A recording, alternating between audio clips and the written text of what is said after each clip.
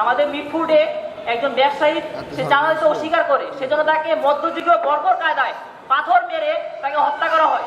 তারপরে আমরা দেখেছি যে 2006 সালের 28 অক্টোবরের মতো লগি বৈঠা যে নৃত্য হয়েছিল আওয়ামী লীগ দুঃশাসন সময়, সেভাবে একইভাবে লাশের উপরে নৃত্য করা হয়েছিল। মধ্যযুগের বর্বরতা, এই বর্বরতা আমরা আমি আমলে যে ফ্যাসিজম তখন আমরা পরিলক্ষিত করিনি, কিন্তু একটি দল তারা ক্ষমতায় এখন আসেনি, কিন্তু 10 মাসের মধ্যেই তারা দেশটাকে নিজেদের দেশ বানাতে যাচ্ছে। তারা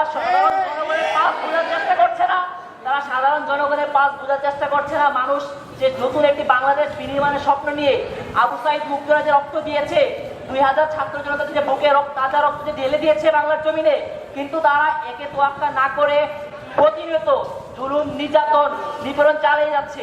আমরা এর বিরুদ্ধে আজকে প্রতিবাদ জানাতে এসেছি। আমরা স্পষ্ট করে বলতে চাই,